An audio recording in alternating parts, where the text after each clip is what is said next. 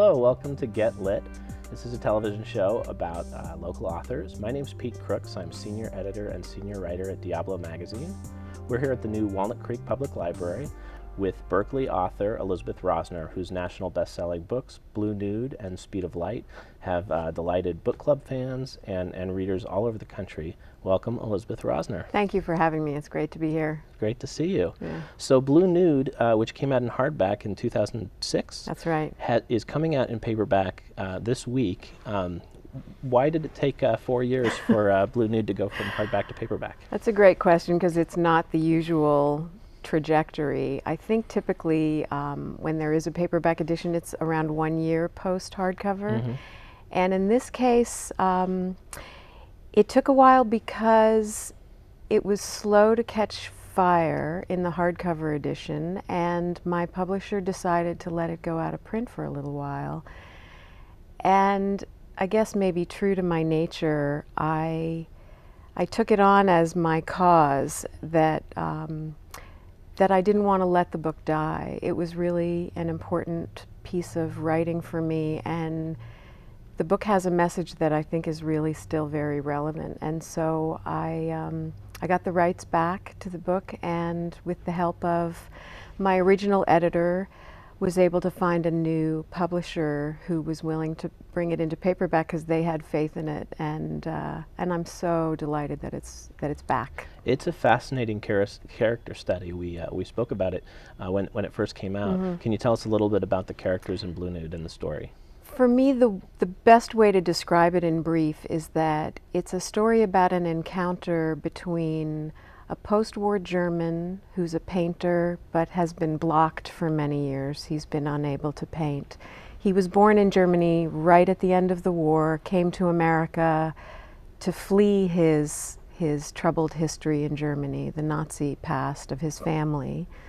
Came to America and kind of went into a tailspin with his creativity. But the book begins in the present when he is now teaching at an art institute in San Francisco, and into his classroom steps a young Israeli woman to model for the class. And she too is in some ways an exile from a war-torn country. She's come to America to try to start over. And their histories collide when they meet each other in that room. Their accents trigger each other's discomfort. And ultimately, the book is really about the possibilities inherent in art to heal and transform.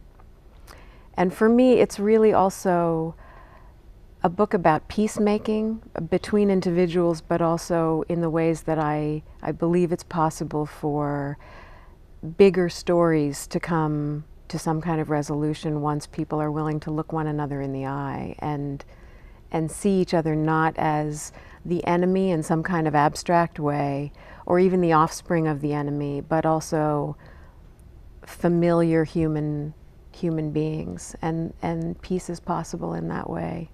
Those are issues that, in the historic context, you've got those relationships, cultural relationships that are so important, but relevant to the world around us right now. Yeah. The book coming out in paperback, what is the value for, particularly for book clubs? We were discussing that. What's the value of having a paperback edition? In my experience with my first novel, The Speed of Light, I found that although I was delighted that so many people bought it in hardcover when it first came out, my understanding about most book groups is that they wait for a book to come out in paperback. They're buying a lot of books, or they're spending money in ways that they want to be careful with. And so paperbacks are not just more reasonably priced, but somehow they feel more accessible to people. And I think it's the format that has a longer life. My publishers are always talking about a book's shelf life, and I guess hardcovers have a relatively limited shelf life, whereas paperbacks seem to go on. And for me, particularly with Blue Nude, because the book is in many ways a story of resurrection, it's one of the themes of the novel is begin again. And I really believe that as an artist, as a writer, as a human being, as a woman, as a person living in difficult times. I think I keep thinking that Chinese curse, may you live in interesting may you live in interesting times. That the willingness and the capacity to start over is really, really important. And so the idea that the book is having a resurrection parallels for me a personal resurrection, and I hope it's inspiring to other people who are struggling with a difficult experience or time of life that they are recognizing the need to start over. Your lead character is a teacher as well as an artist, and you've spent quite a bit of time as a writing teacher. That's as right. well as a writer. Can you tell me a little bit about your creative process as a writer and creating these characters, these fictional characters? How closely do they assume your own life, and what's your process of bringing these characters to life? How do they live in your mind before the reader ever gets to see them on the page? Great question. I tend to start my writing process with image, and not an image that I necessarily contrive or go after, but an image that often just arises. In both my novels, there were a lot of visuals for me that I became very fascinated by when I didn't know anything about who the characters were, but I could just see them. I could see them in a room or on the street or in a space of some kind, doing something or even just sitting still, but having some kind of quality about them, some kind of presence that made me feel inquisitive, almost as if I wanted to get to know them. And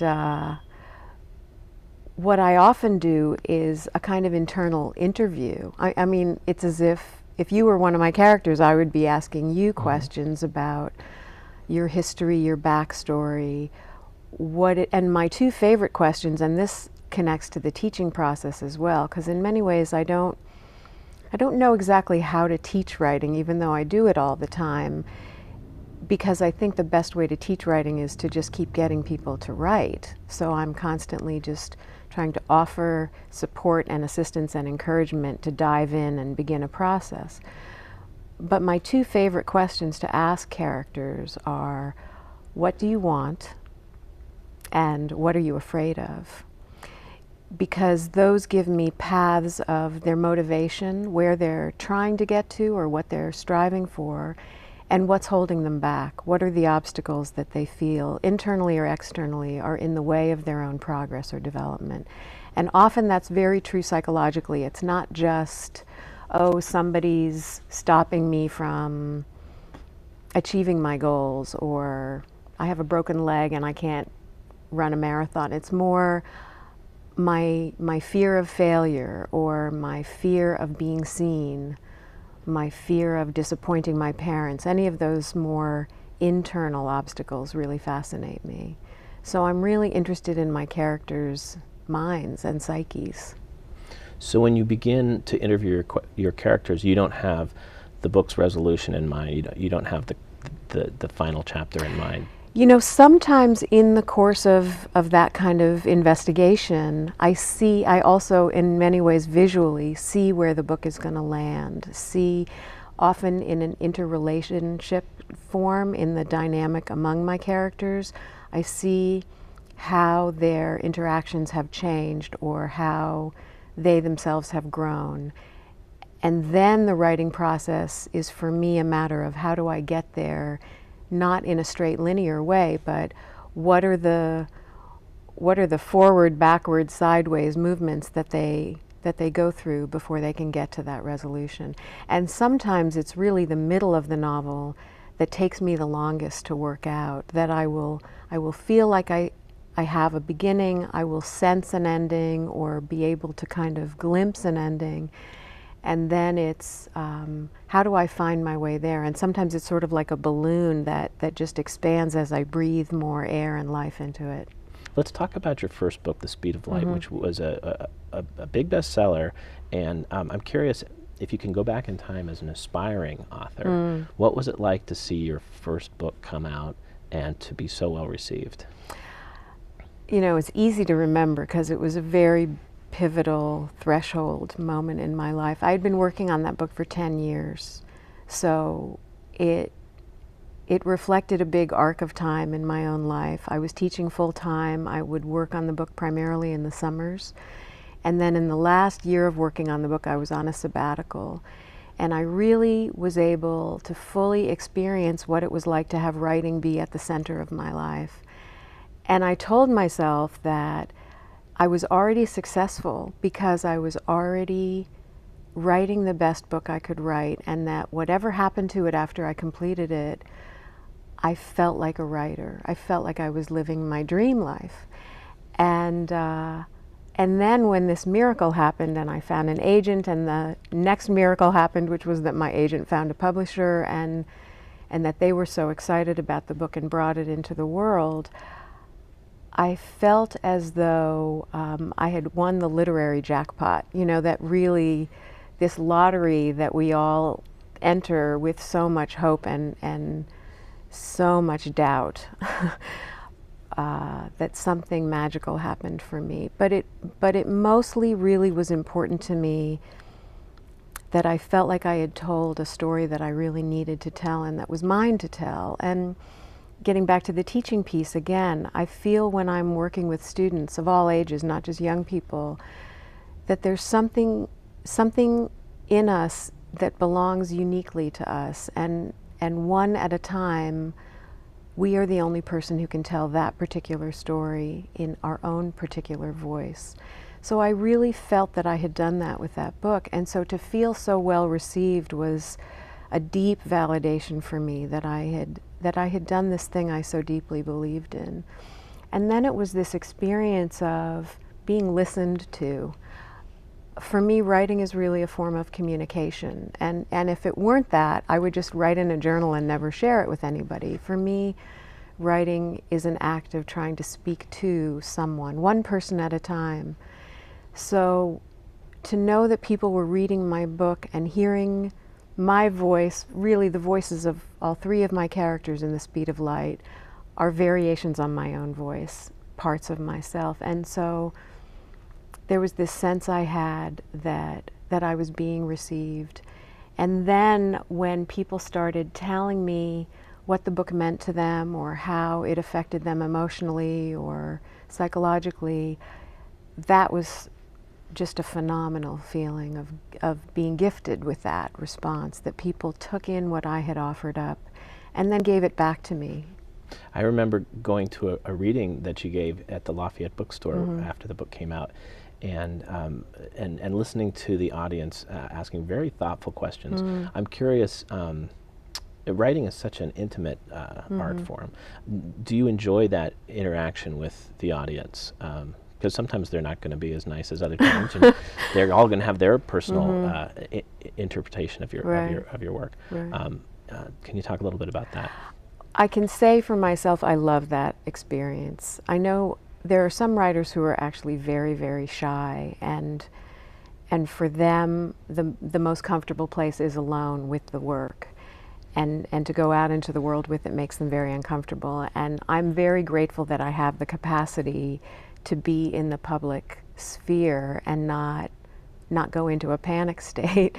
For me, it feels like a great privilege to get to talk to my work with people and for them to be engaged enough and interested enough to ask questions. And I make a real commitment to myself, both consciously and I think maybe just it's automatic, to treat each question as if I've never heard it before. Because even though there are certain questions that recur at all of my events,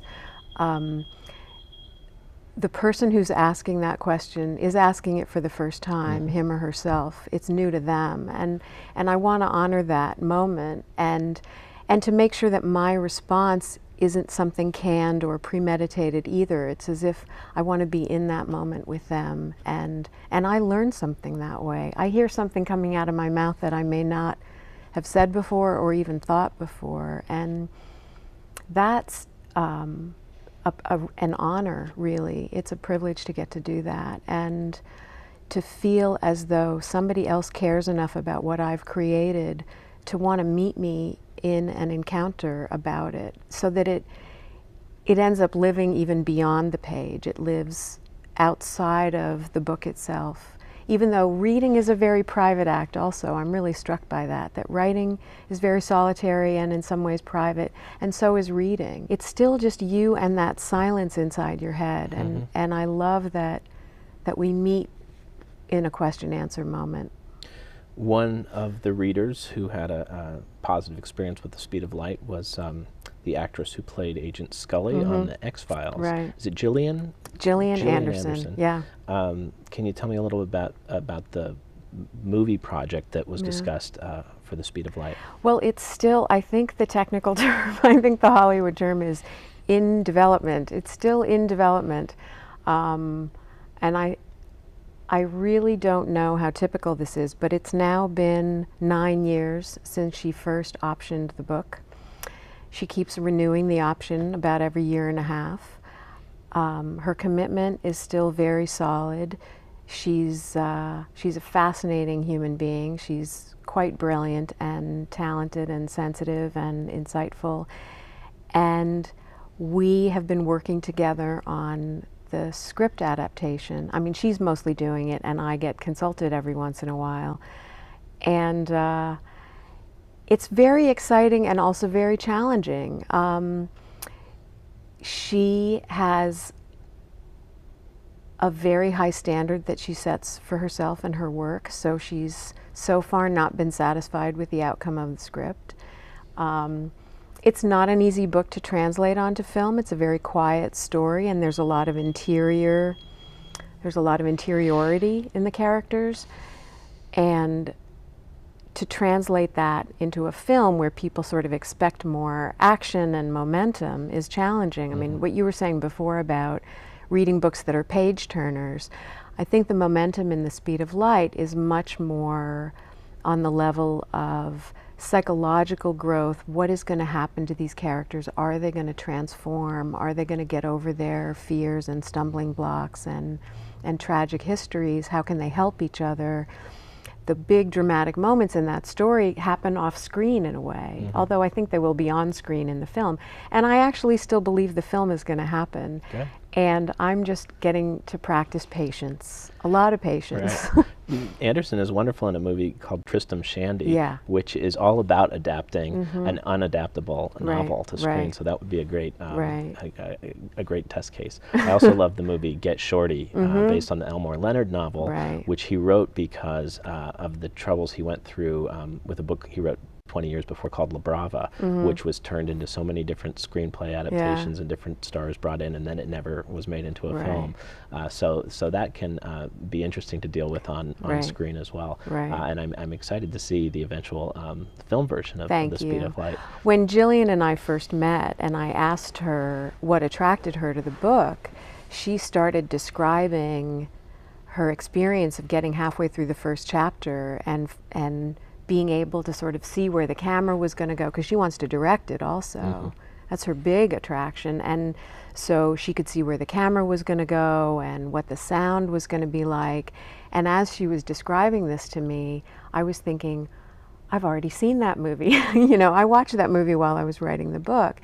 I'm a very visual and very auditory writer, and then I realized she was really describing pages 2 and 3 of the novel, and that she has a deep commitment to the book as it is, and of course it will have to transform for the screen. So I'm curious to see how it will work out too. Now, a small detail of the history of The Speed of Light was your book was published in early September 2001. Right. And your very first author reading, you must have been so excited to go and introduce your book to an audience at a bookstore, was September 11th, 2001. Yeah, well, minor correction. I had actually been doing events for the few days before 9/11. It came out on the 4th of September, but 9/11 was the first day I was supposed to fly somewhere. Oh, okay. That was going to initiate a whole series of out-of-state travel for the book. So I had my bag packed, I was ready to go, and my publicist called and said, turn on the television. It was early in the morning, and I actually saw on screen the second plane hit. And so, like everybody, I was in complete shock, And I was supposed to be in Los Angeles. And so I said to my publicist, I could get in my car and I could drive there in time to get there for the reading tonight. And she said, I don't think anyone's going to be at the bookstore. And I couldn't comprehend what was happening, because I'd been waiting this was my first novel, my first book tour flight, and it took me several days, or much, much longer really, to fully comprehend what had happened. And then it took me months to have a really different hit about that, which was that all of my life, because we haven't talked about this piece, that I'm a daughter of Holocaust survivors, and so much of my work is directly and indirectly related to the inheritance of that material, the legacy of that material. I realized in my experience with 9/11 and my book tour that once again I was feeling like, well, everybody else had a much bigger tragedy, so I shouldn't even be sad. I should be focusing on everybody else's suffering right now. And it was a real echo for me of that I had had some really disappointing news, and it affected me very personally, but I felt guilty for caring about my own private small drama, because the biggest drama for most people's lives was occurring. And so that was kind of fascinating to me too, that I was replaying a family story for myself that way. Mm-hmm. And the blessing really was for me that the book had a big life after that anyway. I was really fortunate that it wasn't some fluffy, entertaining novel, that it was a novel about serious things. Mm-hmm. And it was really a novel. It is a novel about how we move beyond tragedy and trauma. So in many ways it was really relevant to that time, and still is. Similarly, in your experience with Blue Nude, when that book came out and received fantastic reviews, in hardcover, you have gone through some very serious health issues in that space between Blue Nude coming out as a hardback and Blue Nude coming out recently as a paperback. Yeah. Can you talk a bit about that? Sure. Yeah, I said earlier that one of the themes of the novel is begin again, and that it's a resurrection story. And my personal resurrection is I had breast cancer last year, and I was diagnosed on my 49th birthday, so that was a strange gift to receive. Birthday. Yeah, and one of those cosmic jokes. And then I went through the full gamut of surgery and chemotherapy and radiation, and my mother had died of breast cancer, so it was a really scary experience for me, even though I was very fortunate in that my treatments were very successful, and I'm in recovery and remission now. The Blue Nude connection that's very literal is that the day I shaved my head, because my hair had started coming out and I didn't want to just keep pulling it off in handfuls, I shaved my head. I got a phone call that day from my beloved original editor and dear friend Dan Smetanka, saying that Simon & Schuster was going to do the paperback and that the book was going to come back to life. And it felt so symbolic to me that the day I was kind of going through the darkest tunnel, but trying to have hope that I would be okay, I was getting this huge infusion, a very, very literal infusion of optimism and belief in the future with this book deal. And so I really call it two resurrections in one, my life being given back to me and the book having a second chance at life too. You are coming to the end of writing your third novel? Yeah. Can you talk a little bit about that? Yeah, it's called Electric City. It's set in my hometown of Schenectady, New York, upstate New York, where General Electric, has its birthplace. And one of the relevancies to this moment where we're sitting in this gorgeous, gorgeous library is that some of the very important scenes in the novel take place in the public library in the town of Electric City. I'm working with three characters again who are all coming of age in the late 60s. right around the time of the Vietnam War, and a lot of tumultuous events occurring all around them. And they represent three strands of the history of that place. One's a Mohawk Indian, one's a descendant of the Dutch settlers, and the third character is sort of me, a young woman whose parents came in the wave of European immigrants at the end of the war, and they meet in the public library. That's wonderful and serendipitous. Yeah. Can you talk just briefly about how you've used libraries as a tool for yourself as an author, or libraries for me represent the eternal life of books, really, that books live on and on beyond the life of the writer, beyond the life of any given reader. I loved the back page where you could see how many times a book had been checked out, and that represented all the different cycles that the book had been through. And even now, when I step into a library, I feel so inspired that no matter what, books are going to keep living beyond me. I'm very humbled by that if I'm very, very lucky, my books will live past me. And then, of course, the whole research aspect of knowing that librarians are here waiting for me to ask them a question because that's their job. They're here to help me and help me find information that I might not otherwise be able to unearth. Feels like a great gift. What a beautiful articulation of the value of libraries. Thanks. Elizabeth Rosner, good luck with Blue Nude paperback version Thank and you. your next book. Thank you so much for coming to the Walnut Creek Public Library and for coming on Get Lit.